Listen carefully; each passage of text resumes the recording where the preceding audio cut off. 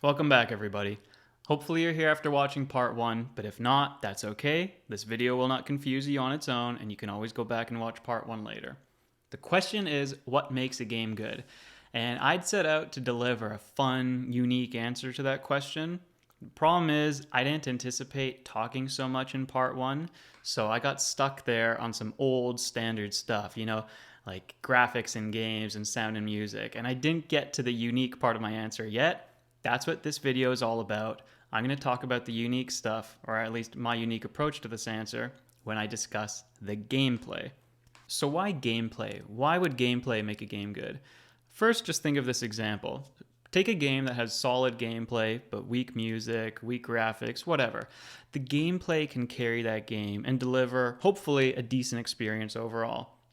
However, I do not think the reverse is true. I don't think you can have great music in a game and amazing graphics, but if the gameplay is boring or sluggish or what have you, it's not going to be fun. You're not going to have a good game overall. That's why I'm focusing on gameplay. It carries everything else. Now, I tried thinking about games that really were just about the gameplay and nothing else. Games that, when they were distilled to their basic parts, thrived only on good gameplay. And the only thing that I could think of was Pong.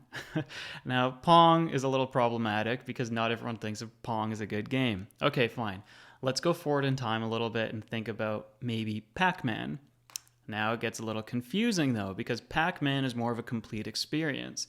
Do people like Pac-Man solely for the gameplay? Or do they also like the character? Do they like the sounds and they're collecting all the little bits and pieces? Do they like the fact that you're collecting these fruits and there's ghosts chasing you? What if you take Pac-Man and you just change everything to geometric shapes? You're no longer collecting cherries and everything else, but there's these rectangles and triangles on the screen, and that's it. Is it still a fun game? Well, for geometric shapes and not characters and not having influence from anything else, what about Tetris? Tetris is regarded as one of the best games of all time by so many people. Good versions of Tetris should be fun no matter what. You can play the game in black and white. You can mute your TV or your handheld if that's where you're playing. Play with no sounds, and it should still be fun. You've got your pieces coming from the top of the screen, they're clogging up the board, and you should have good, tight controls to be able to shift things around quickly and accurately. And then, when you're clearing 4 lines at once and you get your Tetris, it's so satisfying. But I don't want to be talking about the tangibles like good controls in this video. Again, I want to focus on the abstract elements. What makes a game good? What are these things that we don't necessarily feel when we're playing in the game, but they're there? Hopefully, I've distilled gameplay into its purest essence here. I want to examine what makes a game fun and challenging. And I've broken up fun into 2 things. I've broken it up into innovation and discovery. And challenge, well, you guys know what challenge is like difficulty. And at the end of every section, like I did with the first video, I've included some recommendations that are primarily based on those aspects of the games. If you guys have other recommendations, please don't hesitate. Leave them in the comments for everyone. These are mostly for newer gamers, so you're going to be seeing a lot of popular games in this list. But I've also included a few lesser known titles for you experienced gamers. Discovery. Discovery entails learning about the unknown, and the most basic example of that is exploration. So imagine a game like Breath of the Wild. You're playing as Link in Hyrule in Breath of the Wild for the first time, and you've never seen lands crafted by Nintendo like this before. You have a cliff, you want to scale it, you want to see what's on the other side. Maybe you want to take a shortcut to your next objective. And so you're climbing and you're stopping for stamina along the way. And then when you get to the top, you are awestruck by the lands that are laid out before you. You've never seen a forest like that in a Zelda game. You've never seen such an expansive desert like that in a Zelda game. And it just fills your thirst for adventure. You want to go out there, you want to explore. That is a crucial element of discovery. The next example of discovery is much more subtle. It's nested in progression. So think about a game where as you progress, you're unlocking new skills and abilities. Not knowing, or at least not knowing exactly what comes next, gives leveling up a sense of discovery. You're discovering your skill tree, what abilities your character might acquire, how much stronger you might become. Or think about a crafting system.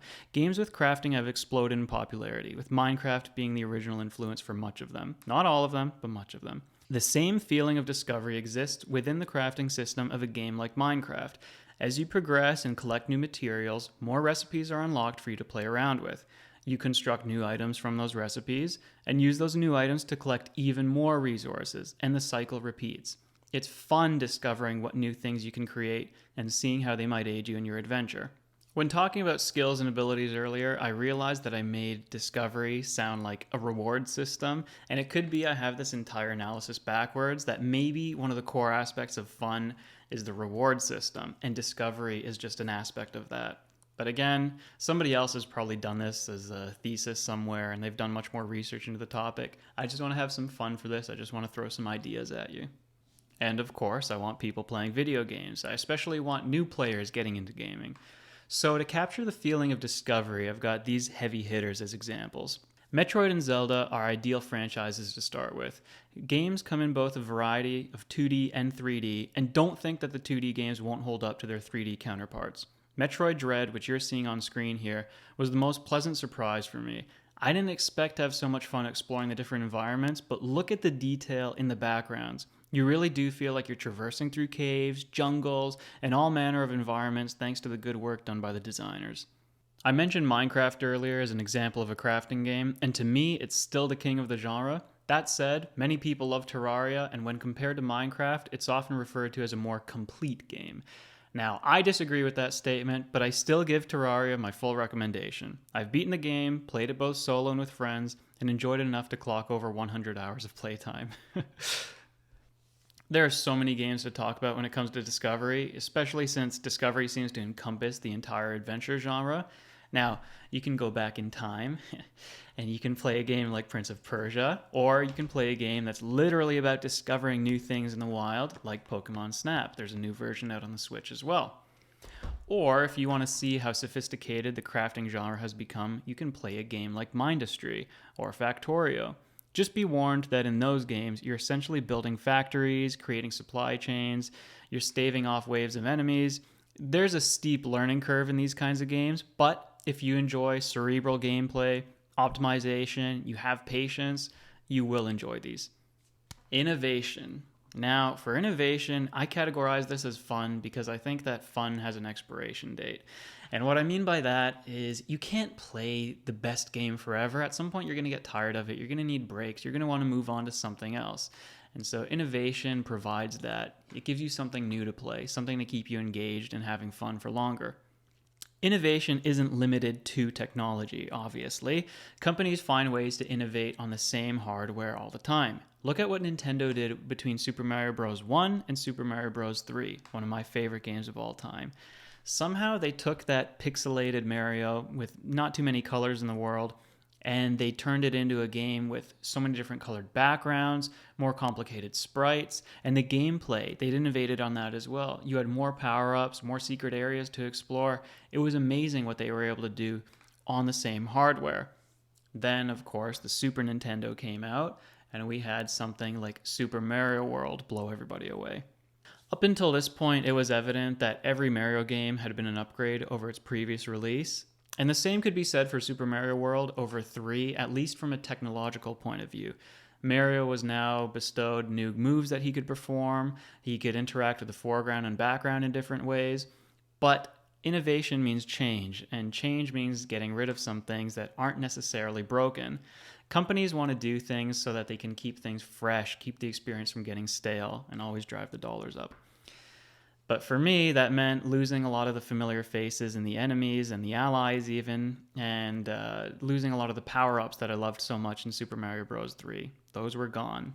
How does a company know when it's time to innovate and when it's time to make changes? With new technology and new hardware, the answer is obvious. You do it right away.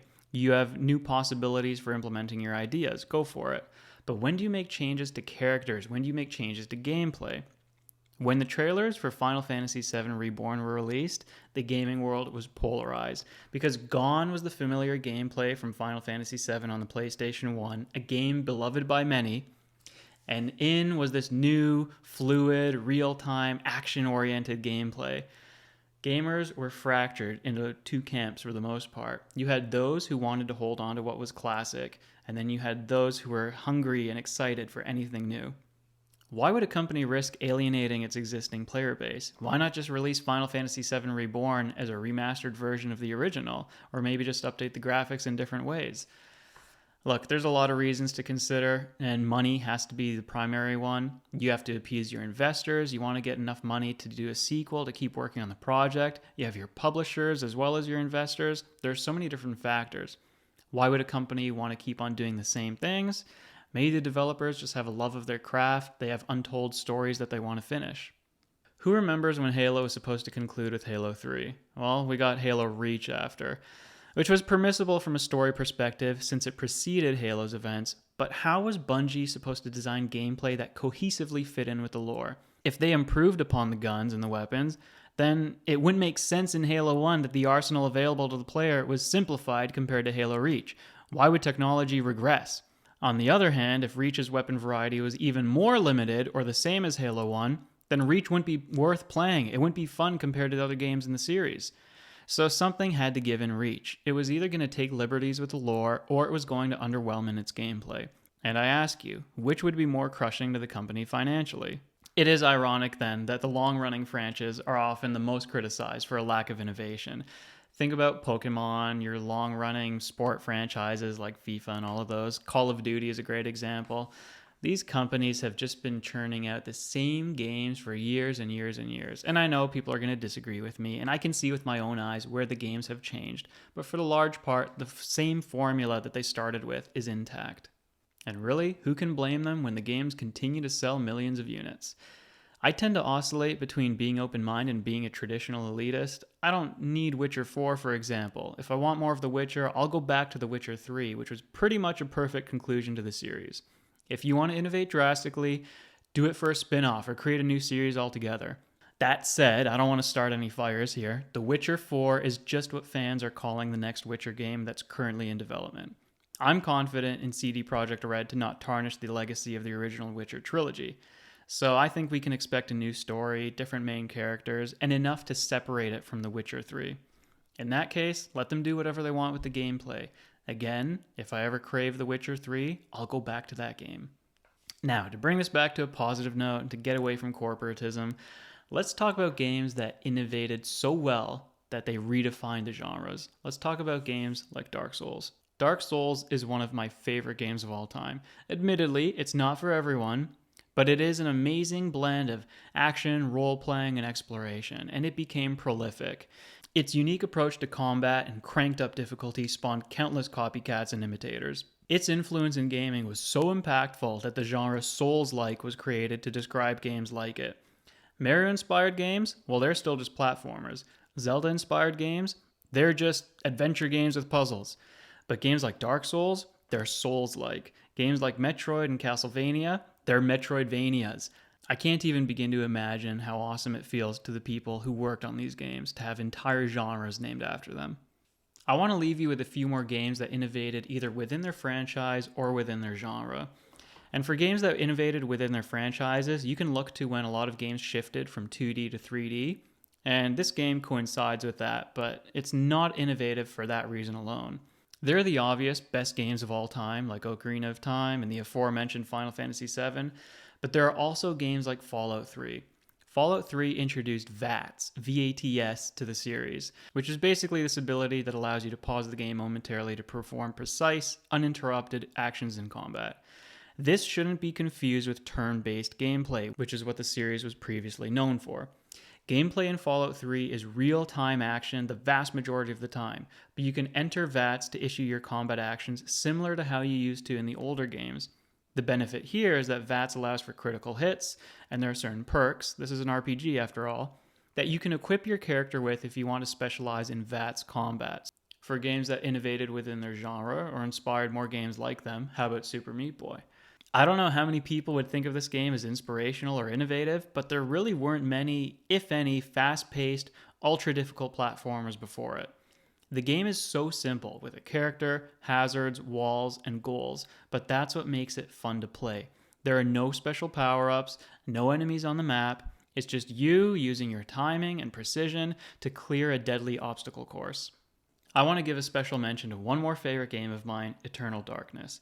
Now, I thought that this game inspired sanity in survival horror games or horror games in general. Apparently, it had been done to some degree as a fear meter in Clock Tower for the PlayStation 1, But until I play those games for myself, I'm going to say that this is our innovator. And the way sanity works here is as you encounter more enemies or more grotesque things around the map, your sanity meter fills and you start to hallucinate. You start to see, feel, and hear things just different that don't really exist on the map. It disorients you, it makes the experience much more creepy. This is a must-play game if you like horror. Challenge. A game needs to have a challenge to be good.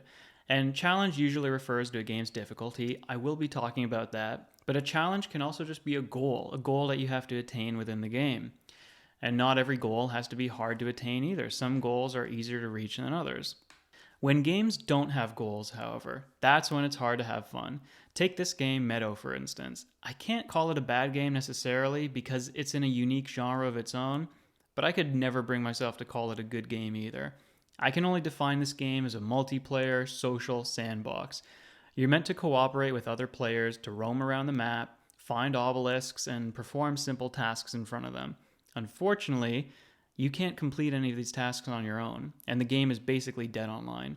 So what does that leave you with? A pretty world to run around in with virtually nothing to do. Once you're tired of the scenery, it's time to close the game and play something else.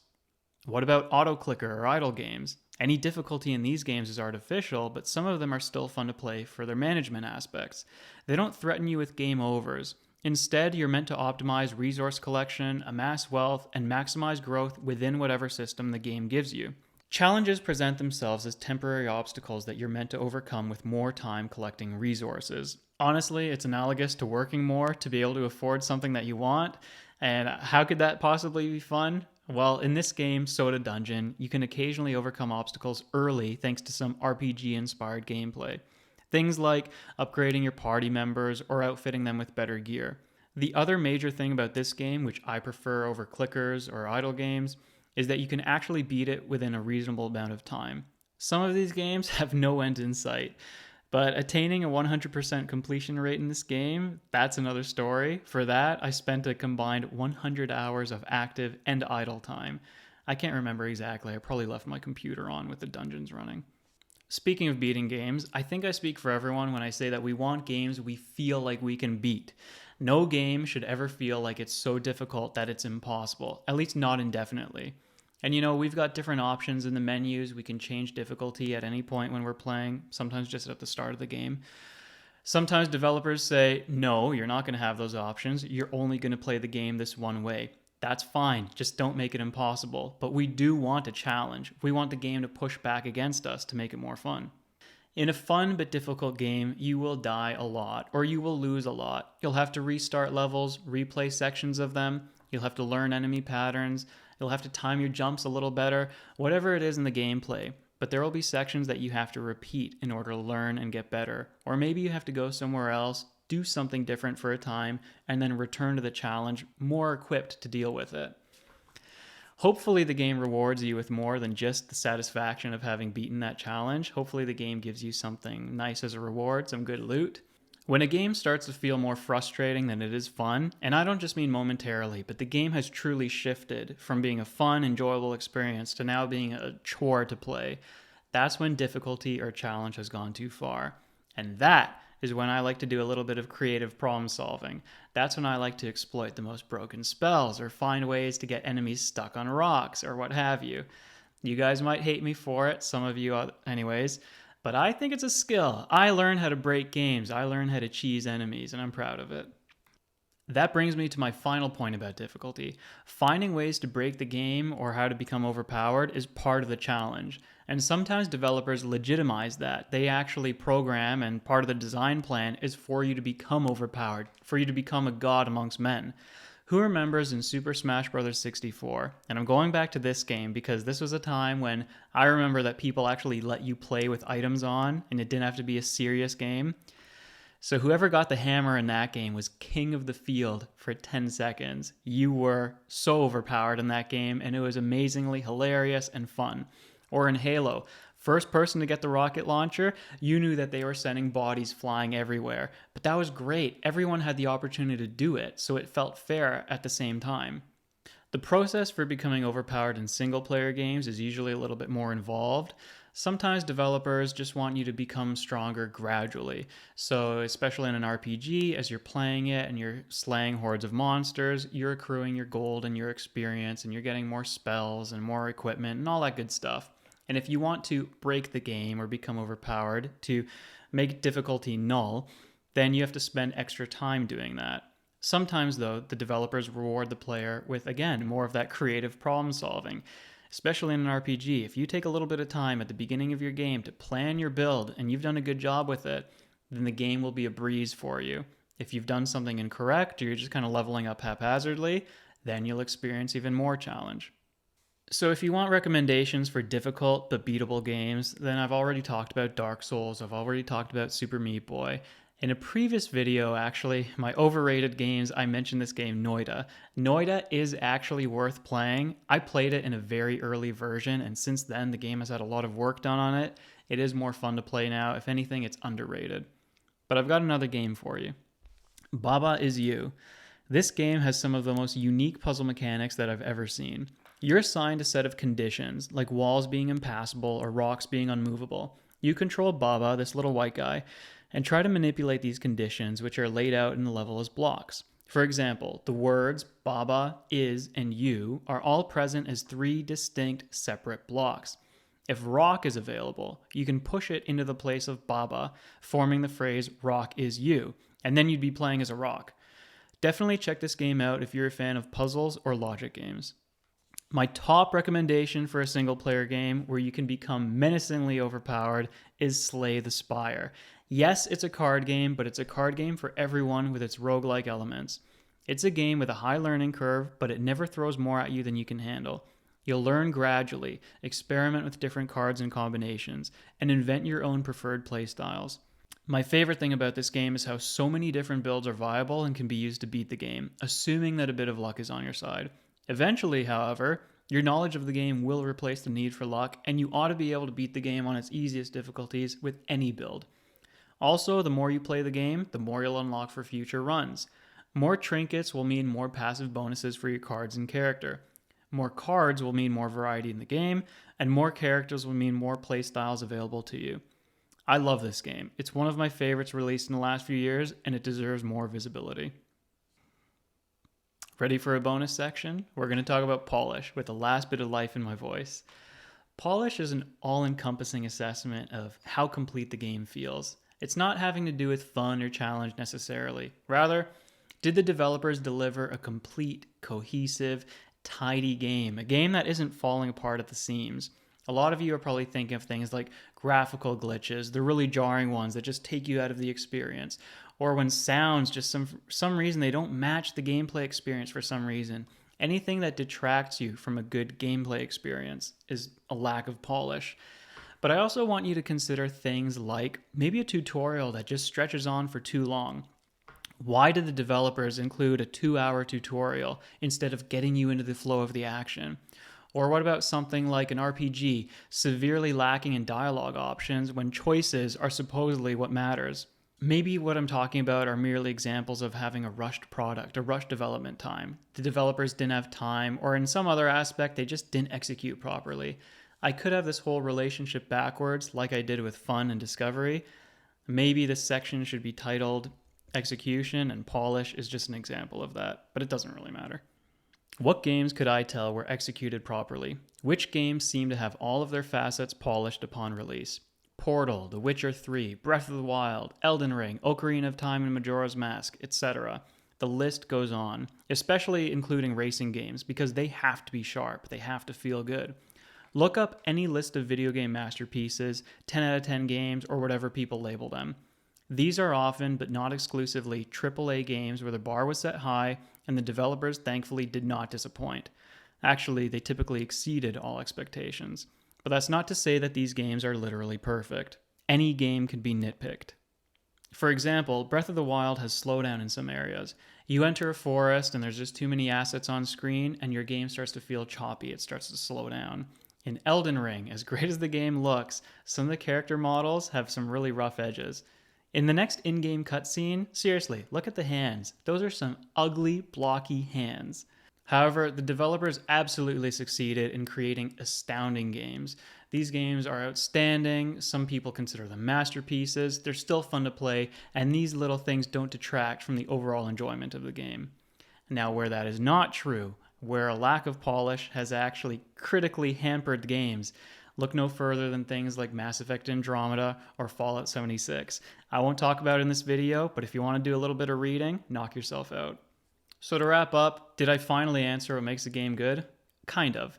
Again, I gave my simplest, most concise answer in part 1. If you're new to gaming, my recommendation is play a lot of games and find out. You've got to diversify a little bit. Find out what you like. Maybe you like games with more story elements. Maybe you like certain mechanics being present in games and you just can't stand platforming in others. Who knows? Play a lot of games, find out, and you'll have your list of good games for yourself. I tried to feature games from different eras in these 2 videos, and unless I said that a game was bad, then it was a recommendation. If I showed it, if I mentioned it, go ahead, try it out, and see if you like it. Everything from the relaxing, calming environment in Slime Rancher to the more cryptic, mind-boggling puzzles in Baba Is You, or from my childhood favorite like Super Mario Bros. 3 to one of my adulthood favorites in The Witcher 3. These games are just the tip of the iceberg. There's a lot more for you to go out there and experience for yourself. And for those of you who have been gaming for a long time, I try to think outside the box here so that I could entertain and inform you. I wanted to be a little bit unpredictable, to give you something fun to watch. Did I leave anything out of the equation though? Maybe when I was talking about story in part 1, I should have also included characters. Maybe when I was talking about sounds and music, I should have been talking about voice acting. There could be some elements that I left out, but again, this wasn't an exhaustive dissertation or anything like that. I just wanted to have some fun. As always, thank you to everybody for watching. I'm always trying, again, emphasis on trying, to bring some new, fresh ideas to this oversaturated corner of the internet. I know there's tons of people doing gaming videos, and I've seen what works, but at the same time, I want to deliver things that are on my mind and things that I want to talk about. And I've enjoyed interacting with everybody in the comments section. I've even enjoyed going to some of your channels and watching your videos and interacting with you there. And that topic of social interaction is actually something that I want to end with. So while I talk about that, enjoy this little morsel of Skyrim footage. It is so unmistakably Skyrim. I tried to record for that game, and this is what happened. Towards the end of making this video, I wondered about gaming as a social hobby and where social interaction fit into the equation of what makes a game good. You might be tired at this point of hearing me mention Elden Ring, but being able to experience the pop culture phenomenon that was its release seriously brought me back to all my years in public school. I'm talking junior high, high school, when my friends would be just as excited as me to watch E3 trailers for new games. We'd all meet at the lockers the next morning to talk about how cool Link looked and what our expectations were for Twilight Princess. Or I can go further back in the past to when one of my oldest friends and I were just 8 years old. We were huddled over our Game Boy Colors in the schoolyard. We just connected our consoles via link cable. And of course, he was thrashing me. My whatever team of Pokemon was getting annihilated by his team of 100s. We never battled again, but that wasn't the end of us gaming together. That was actually the very beginning, and over the following decade, we would go on to play some of my favorite games of all time together. So there's something special about sharing our gaming experiences even if we don't realize it. Think about the collective hype adding to your excitement for a game when hundreds of thousands of people tune in to watch its trailer. That's going on right now with Breath of the Wild 2. Think about the pride you felt when you overcame a difficult section of a game, and then how delighted you were in sharing that accomplishment. You know, it could have been shared with your friends, or it could have been shared with people online. You could have even shared it anonymously on some forum. Is there a single game in your top 10 favorites that you enjoyed entirely by your lonesome, with no social interaction? One where you never sought anyone else's opinion? One where you kept your mouth shut from the first day you played it until today? I highly doubt it. Now, I know that I'm preaching to the choir with this talk. You're all watching this video because you want to participate in something social with gaming. But what about the cynics out there? Okay, first of all, they're not even watching this video. But if they were, they couldn't even deny this. Over 99% of games are made by teams of people. They're play tested by groups of people. They're enjoyed by the masses.